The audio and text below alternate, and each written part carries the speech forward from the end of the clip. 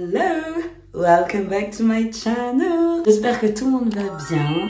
Bienvenue dans cette nouvelle vidéo. On reprend une nouvelle année, parce que pour moi ça commence en septembre et pas en janvier. Qui dit année scolaire, nouvelle année, nouvelles envies, nouvelles idées, nouveaux projets. Quoi de mieux que d'entamer cette nouvelle saison sur la chaîne des Sidus avec une FAQ, une foire aux questions. Je vous ai laissé une boîte à questions sur Instagram, donc n'hésitez pas à aller me suivre, c'est par là que commencent toutes les futures vidéos. Je n'arrête pas de le dire, mais c'est pas grave, on est en rabâché ici. C'est l'occasion de me faire une petite skincare routine avec des produits de chez Inoya, parce que j'adore cette marque. Ce n'est absolument pas un partenariat, une collaboration ou quoi que ce soit. J'ai tout payé de ma poche, sachez-le. Je me suis fait plaisir. J'aime donner mon argent à des personnes qui le méritent, à des personnes qui militent pour ma cause ou des personnes tout simplement qui sont soit de mon ethnie, soit de ma communauté, parce qu'on est trop peu représenté. Le militantisme chez moi, ça va jusque-là. En tout cas, on essaye de faire au mieux. Installez-vous bien, prenez un petit thé, un petit café, parce que let's go spill the tea. J'ai devant moi une bassine d'eau tiède, mon petit bandeau pour bien me dégager. Et puis parce que ça me met dans l'ambiance. Mon éponge pour après essuyer mon visage, mes petits cotons lavables, et ça pour l'application après. Nous avons dans les produits une eau micellaire, donc idéale pour enlever tout ce qui est maquillage. Une mousse purifiante, bon matin et soir, je trouve, pour nettoyer la peau. Le fameux gommage, le classique, le basique, mais il fait toujours plaisir. Un petit masque, voilà. Je sais pas si vous voyez bien, hein, ça se trouve c'est tout flou. Et enfin, que je dois racheter, ma crème solaire. Comme je filme avec mon téléphone portable, j'ai pas les questions devant moi, donc quand c'est ça, je les mets sur l'iPad. Bien évidemment, les questions seront anonymes. Tout le monde n'a pas envie de se retrouver sur Internet. Et Internet n'oublie jamais. Comment tu fais pour être génial comme ça? Trop mignonne. Bonjour, vous êtes de quelle origine et êtes-vous marié? On commence fort. Je vais même faire mieux que ça, je vais me présenter. Je m'appelle Sidonie, mais on m'appelle Sid sur les réseaux sociaux. J'ai 28 ans, je suis éducatrice spécialisée dans la vraie vie depuis 10 ans bientôt. Le temps passe vite. Au niveau de mon origine, c'est un grand débat parce que je pense que si je vous laisse 5 minutes pour me donner mon origine, je sais déjà Guada, Mada, Cabo Verde, si on élargit, donc Antilles, Madagascar et Cabo Verde. Enfin, je pense que c'est les origines qu'on me donne le plus. Je pense que si vous me connaissez à minima, vous savez que je suis extrêmement fière de mes origines. Je les porte fièrement sur mon visage, dans les cheveux. Par contre, je ne veux pas être définie par cela. J'ai pas envie qu'on me suive ou qu'on m'associe juste pour ça. Ça me dérange beaucoup qu'on ait besoin de demander aux personnes qui ne sont pas blanches en permanence leur origine. Ça sous-entendrait qu'elles ne sont pas, par exemple, moi, française et donc pas chez moi. On va te dire... T'es d'où? Tu vas dire de France. On va te dire... Non mais vraiment. Si tu dis du Nord, tu vas dire non mais de Lille. On va te dire... Non mais en vrai, genre t'es d'où? Enfin, tes origines. Ça, c'est quelque chose qu'on ne demande jamais aux personnes qui sont blanches. Comme si elles n'avaient pas en plus d'autres origines, juste blanches, comme si c'était une origine. On a besoin d'aller tout le temps dans l'intimité. Et moi, c'est ça qui me dérange. Je vous le répète, je n'ai aucun problème avec mes origines. Et il y a des personnes qui le comprennent pas, hein.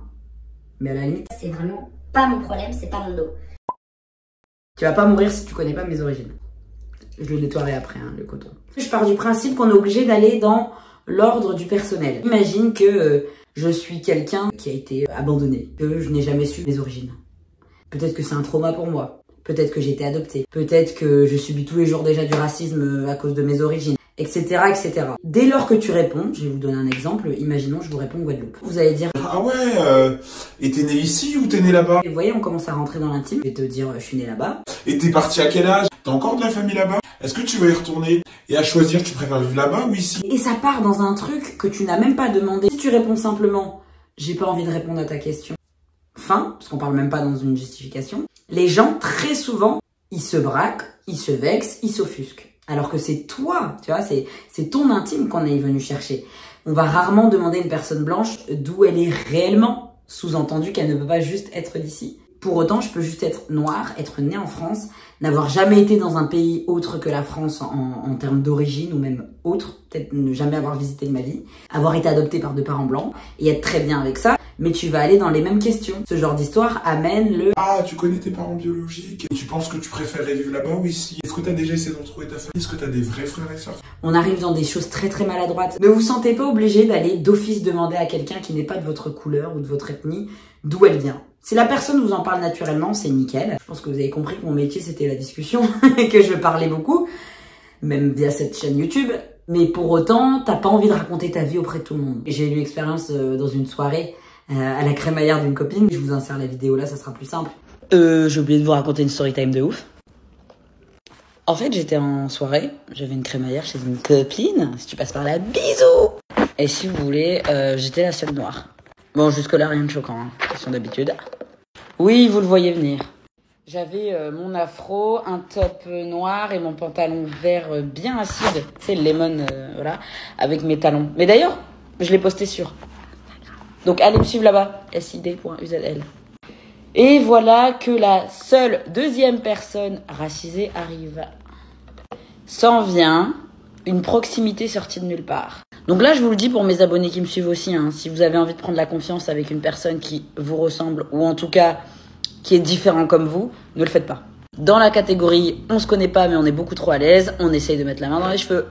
Quand je dis « essaye », c'est parce que je l'ai esquivé et que je l'ai stoppé, mais sinon, il mettait sa main dans mes cheveux.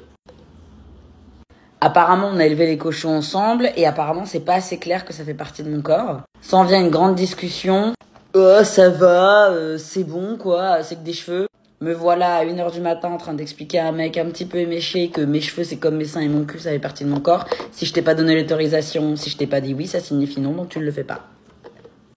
Et dans la foulée, le fameux « Tu viens d'où ?» Moi je dis Lille, parce qu'on n'était pas dans la région du Nord. Après il dit « Non, non, mais vraiment. » Et là mes potes sont là et je les regarde et je leur dis « Ça là, vous voyez ce que je vous raconte tout le temps là ?» Mes potes qui sont blancs. Je leur dis là on a quelque chose là. Et je le regarde, je lui dis « Oh non, non, pitié, pas toi, pas toi. » Il me dit « Bah quoi ?» Je dis « Tu vas me demander d'où je viens ?» Parce que juste avant qu'il me pose la question. Évidemment, ça n'a pas loupé. Et là, le monsieur a pété un câble parce que comme je n'ai pas décidé de répondre à cette question, il s'est senti offusqué. « Ouais, t'assumes pas tes origines. » Non mais genre la meuf, c'est un truc trop privé quoi. « Ah donc t'es pas fière en fait ?» Bah vas-y, dis-moi d'où tu viens, enfin c'est bon, on est pareil, enfin je suis bronzée, t'es bronzée, on est les seuls différents, vas-y, tu peux comprendre. Regarde, moi je viens de...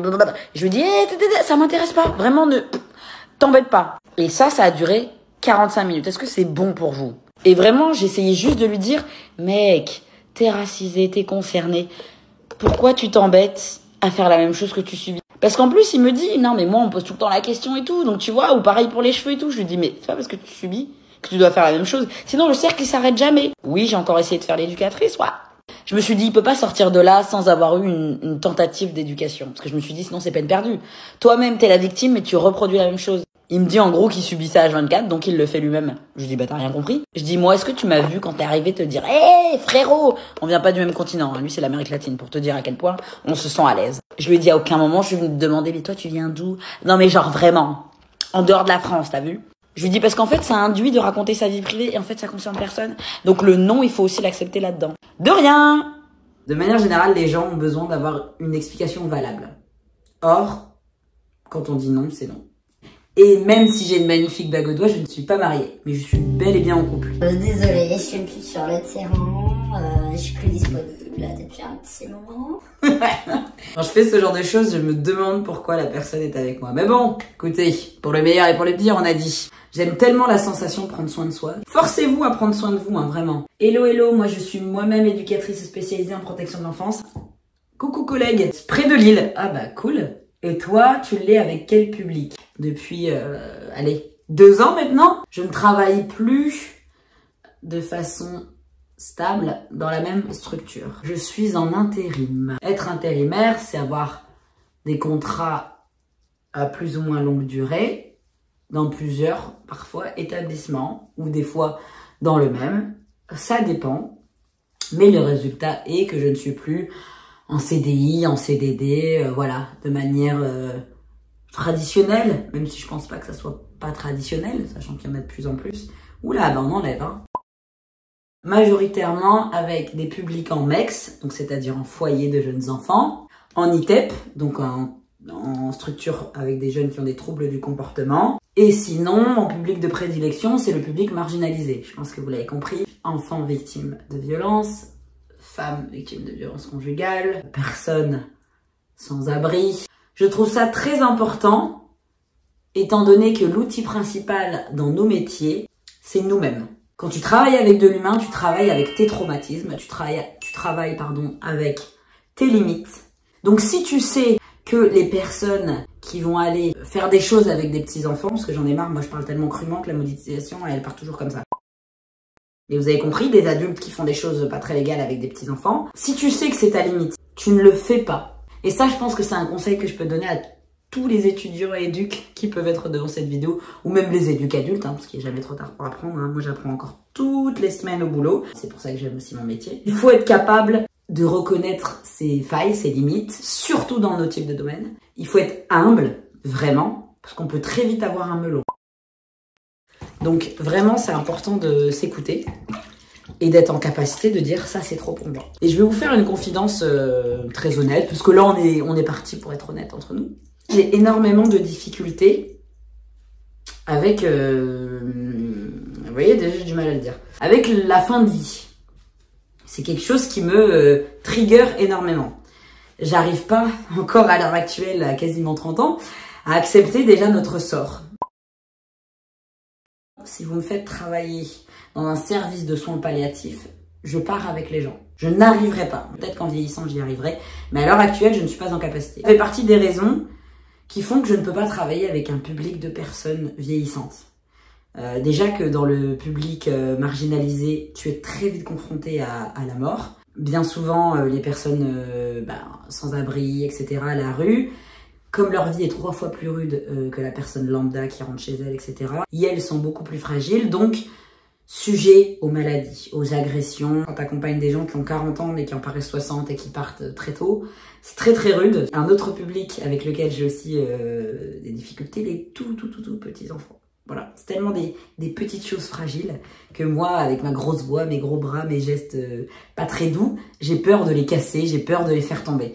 Donc c'est marrant parce que je trouve que ces deux publics qui sont les extrêmes s'attirent énormément. Vous avez déjà vu, je pense, dans certaines structures, personnes âgées qui vont être avec des très jeunes enfants, justement, par rapport à la mémoire, au jeu, et les personnes âgées vont être très douces avec les petits. Donc c'est très beau à voir, ça m'émeut toujours ce sujet. Mais moi, c'est deux publics où il faut être très dans le soin, dans le délicat. Vous voyez, on change la couche. Dans les deux âges, on assiste beaucoup, on aide, on fait avec. On fait jamais à la place d'eux, hein. On fait toujours avec. Ça, c'est aussi une notion très importante de notre métier, parce que parfois on n'a pas le temps, etc. On a envie de faire à la place, mais ça ne sert à rien. On est là pour éduquer, pour accompagner, pour soutenir, mais on n'est pas là pour faire à la place. Et à l'inverse, vous voyez, moi j'ai déjà travaillé avec des personnes qui sont sorties de prison, avec des difficultés psychologiques ou pathologiques qui peuvent conduire à des comportements inadaptés dans la société. Si moi je ne suis pas en capacité d'être à l'aise avec un public, comment je peux l'accompagner?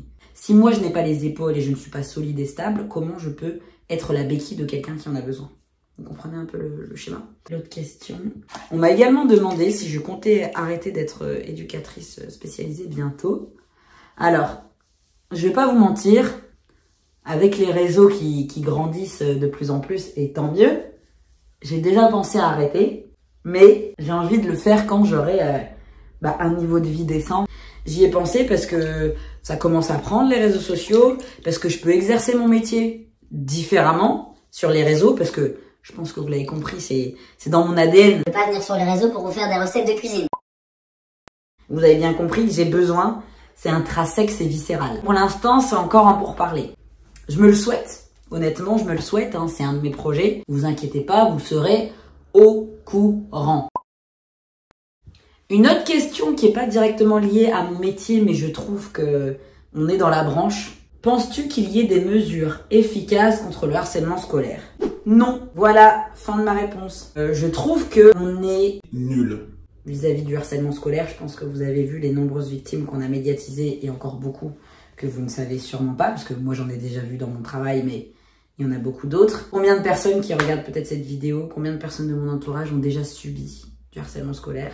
Pour autant, la France ne s'en saisit pas. Et j'ai pas de réponse à apporter dans le sens où, si on pose la question pourquoi la France ne fait rien ou trop peu, je ne sais pas. Si ce n'est la réponse... c'est pas une priorité gouvernementale. Mais au-delà de ça, c'est beaucoup trop peu. En termes de sensibilisation, justement, dans les écoles, chose que j'adorerais faire plus tard, faire des interventions au niveau de la haine et du cyberharcèlement en ligne.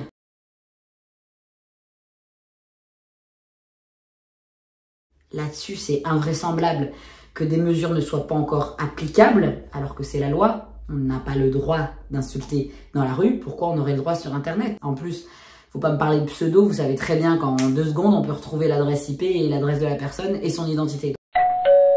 Comment ça se fait qu'on a des gens qui arrivent à insulter? Moi-même, quand je fais certains contenus, je peux recevoir des messages absolument horribles et je me dis, ces gens-là ne sont même pas bannis, alors que moi, pour 1/10 de ça, juste parce que je dénonce quelque chose... Mon contenu ne passe pas. Où je me prends un strike, un avertissement, etc. Donc, 2 poids 2 mesures. Comment ça se fait que des femmes qui sont féministes prennent tous les jours des messages absolument horribles? On sait qu'il y a des jeunes qui vont porter plainte, qui ne vont plus à l'école, qui sont déscolarisés parce que harcelés.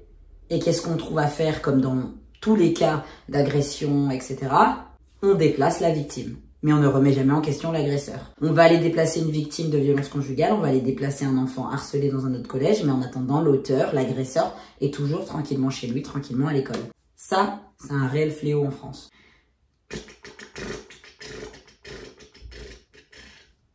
Comme vous voyez, ma peau, elle est nickel, mais il me reste des grains, des résidus, donc on va passer un petit peu de mousse nettoyante, comme ça on aura la peau bien propre pour appliquer après le masque. Et là, on va passer à un nouveau sujet que j'aime particulièrement.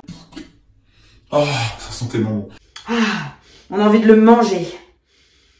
Je pense qu'il y a des agrumes. Ah là là, ça sent tellement bon. Comment choisis-tu une destination de voyage? Déjà, il y a un truc assez simple avec Stony. On l'appelle Stony dans le milieu, il s'appelle pas Stony, mais ceux qui savent, il faut me suivre sur TikTok. Quelque chose d'assez simple, c'est qu'on veut visiter le monde entier. C'est une de nos passions communes dans notre couple, le voyage. Mais le voyage à outrance, hein, je pense que vous l'avez compris. Quelque chose qui nous tient à cœur, c'est d'essayer de visiter tous les continents. Je réalise que je suis partie pour vous parler de tous mes voyages que j'ai fait durant cette année. Mais j'ai littéralement omis le nouvel an, j'ai littéralement omis le mois de juin, j'ai littéralement omis la moitié des voyages de cet été. Donc il y aura des petites voix off qui vont être intégrées, parce que ce serait quand même dommage d'oublier la moitié. À force de voyager, on adopte des rituels. Le nôtre, c'est de commencer toujours l'année dans un pays différent. On a choisi la Belgique parce qu'on adore particulièrement la région de Bruges. Ici, c'est notre chalet pour le week-end. Et là, notre petite balade nocturne pour aller voir le feu d'artifice sur la Grand Place. J'ai visité la Thaïlande en février, donc on a fait l'Asie. J'espère que vous aimez la ASMR.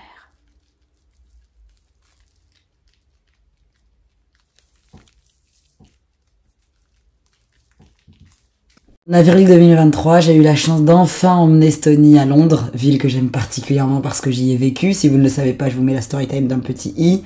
Donc que de la découverte, on adore. Toujours au mois d'avril, nous sommes allés en Hollande, aux alentours de Rotterdam, plus précisément.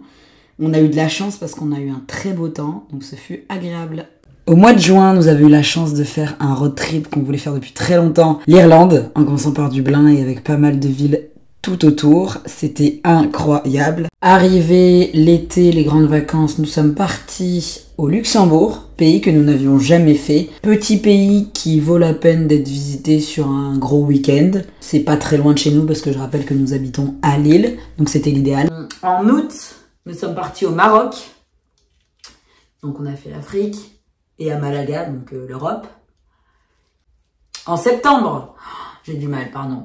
On est reparti en Afrique, on a été au Cap-Vert. Si vous ne l'avez pas vu, je vous mets le vlog ici, là, dans le petit i, partie 1.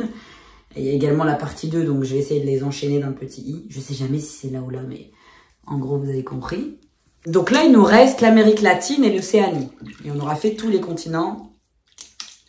Enfin, au moins une fois tous les continents, quoi, vous avez compris. Et puis ensuite, il y a des destinations qu'on a toujours voulu faire individuellement, donc la communication.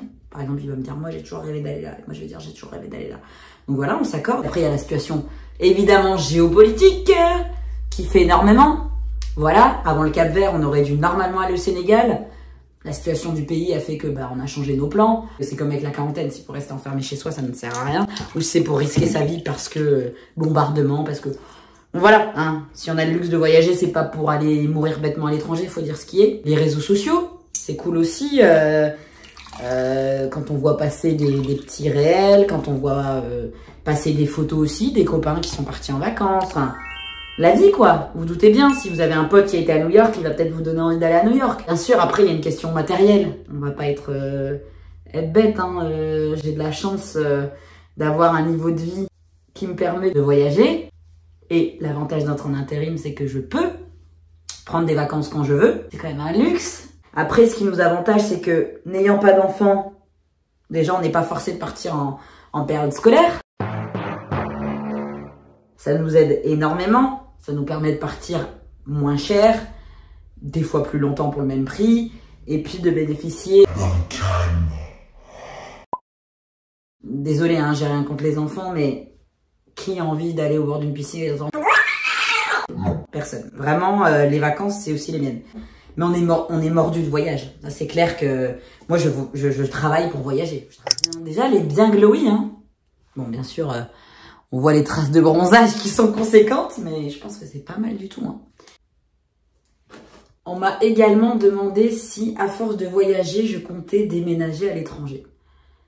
Alors, encore une fois, ici, on est dans de l'honnêteté et on y a déjà pensé. Je pense que ça paraît évident. Et pour ceux qui ne le savent pas, ça veut dire que vous ne me suivez pas depuis longtemps. J'ai déjà vécu à l'étranger. J'ai vécu en Belgique pendant 3 ans durant mes études. J'ai vécu à Londres, donc en Angleterre. Storytime ici ou ici, car j'ai vécu quelques péripéties. Bon, après, j'ai vécu dans le 77, donc en région parisienne, et dans le Nord. Je pense que j'ai rien oublié. J'ai l'impression que je voyage tellement que je pourrais avoir oublié une partie de ma vie, mais je pense que c'est bon. Partir, quitter mon cocon habituel, c'est pas quelque chose qui me touche. Je suis attachée aux gens, mais je sais que ils viendront me voir, ça leur fera un pied à terre, et puis ça donne une occasion, oui, de voyager, de découvrir. Pendant que j'ai envie et que je peux le faire, clairement, je vais pas m'en priver, et monsieur est d'accord avec moi. Donc on y a déjà pensé, je veux pas vous poser là les endroits auxquels on a déjà réfléchi, mais si ça se fait, encore une fois, de toute façon, vous suivrez tout sur YouTube. Mais on n'est pas à l'abri. Soyons honnêtes, on n'est vraiment pas à l'abri du tout.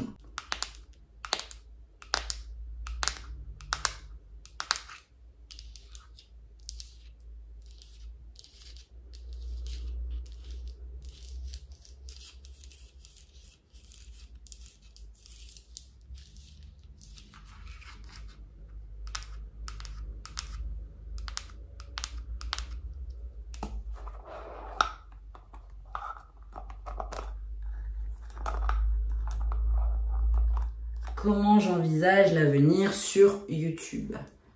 Alors, est-ce que c'est pas esthétique? Malgré tout ce que les gens disent, il n'y a pas d'avenir sur YouTube, que YouTube c'est bouché, qu'il y a beaucoup trop de monde. Je m'en moque. Même si mes vidéos ne font pas beaucoup de vues, à part quand je fais vraiment une analyse sur une personne, notamment celle sur Libellule, partie 1, partie 2, elles ont pas mal pété, ou alors avec Coachella, enfin des grosses analyses comme j'aime les faire. Il est vrai que c'est pas un contenu comme ce que je vais faire actuellement, qui fonctionne de dingue sur YouTube, ou alors, comment ça, un vlog. Mais c'est quelque chose que j'aime. Et ce qui est important déjà de retenir, je vous dis ça comme si j'étais grave la meuf qui maîtrisait YouTube. Ce qui est important de retenir, c'est qu'il faut faire des choses qu'on aime dans la vie. Le jour où j'en aurai marre de YouTube, j'arrêterai. C'est aussi simple que cela. Si je plisse les yeux, c'est littéralement parce que je n'ai ni mes lentilles, ni mes lunettes. Donc je suis comme ça, je vois rien. Mère Castor sur TikTok, mais je devrais être la mère taupe, vu comment je vois rien.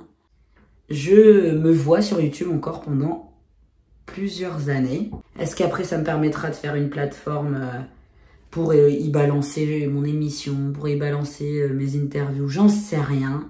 Mais YouTube, j'ai envie qu'elle évolue. Je dis elle comme si c'était une personne à part entière. C'est trop marrant. J'ai envie que YouTube évolue. J'ai envie qu'elle soit féminine, YouTube.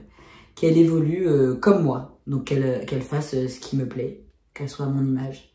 Donc si aujourd'hui j'ai envie de faire ça, je le fais. Si demain j'ai envie de faire de la dégustation de mouchi, et je ferai ça. Enfin, ça me paraît logique. Je me vois pas faire pour faire. Je pourrais faire des réacs, donc des grosses vidéos. On réagit à machin truc. C'est très bien, tout comme sur Twitch. Mais c'est pas mon contenu. J'aime bien, hein, je regarde ça avec... Enfin, c'est pas mon meilleur contenu, mais je veux dire, je regarde ça concernant d'autres personnes parce que je trouve qu'elles sont faites pour ça. Mais non, moi ça me plaît pas. En tout cas, à l'heure actuelle, c'est pas ce que je revendique et ce que je veux prôner sur ma chaîne. J'ai l'impression qu'on a beaucoup de personnes qui vous disent « Ouais, il faut pas venir, faut pas venir. » Parce qu'elles ne veulent pas partager les parts de gâteau. Elles veulent rester toutes seules sur YouTube parce qu'elles se rendent compte qu'il y a des nouvelles personnes, qu'il y a des gens qui font du bon contenu, qui travaillent. Il y a des personnes qui sont déméritantes, qui ont envie, et ça les dérange. Et si un jour j'arrive à en vivre, eh ben tant mieux. On travaille pas pour la gloire. J'adore mon métier, j'adore ce que je fais sur les réseaux. On n'est pas là pour dire coucou. Moi, je vis d'amour et d'eau fraîche. Moi, j'ai pas de fringues à payer, j'ai pas d'argent pour me nourrir. Stop. Enfin, on est comme tout le monde. J'ai l'impression que je vais me mettre ça partout là. On m'a demandé, question très pertinente, avec qui tu aimerais collaborer sur YouTube? Très très bonne question, parce qu'il y a tellement de personnes que j'imagine militantes, j'imagine comme ci, comme ça, et puis si ça se trouve je vais être déçue en vrai. Je pense qu'il y aurait Sally, parce que son contenu engagé, j'adore. Parce que représentation, cheveux afro, tout ce qu'on veut. Ensuite, Ben Never, parce que j'aime beaucoup sa manière de déconstruire la masculinité toxique, d'être venu poser des sentiments, venu poser une fragilité que les hommes ont du mal à assumer. Je pense qu'il aide beaucoup de personnes.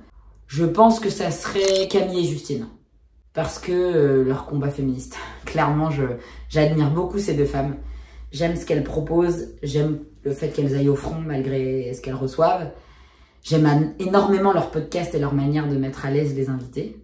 Vous voyez ce que je veux dire? J'aurais pu dire Ashley en numéro 1, mais c'est pas quelqu'un qui est faite pour être avec d'autres gens. Je sais pas comment vous dire. Parce qu'en plus, son contenu, il se suffit à lui-même et elle se suffit à elle-même. Et qu'est-ce qu'on va faire une deuxième personne avec? Enfin, à part si on est en vlog et en vacances ensemble, je vois pas l'intérêt. Mais même, je trouve qu'elle est lumineuse, elle est pétillante. J'aime beaucoup ce qu'elle propose. On dirait pas double face dans Batman, quand il est sur son lit et qu'il fait... Je vais vous mettre l'extrait parce que cette imitation, elle était douteuse. Je suis désolé. Non. Non, vous ne l'êtes pas. Oh, regardez-moi cette peau. Nous arrivons déjà à l'étape finale. Mais pas des moindres. La crème solaire.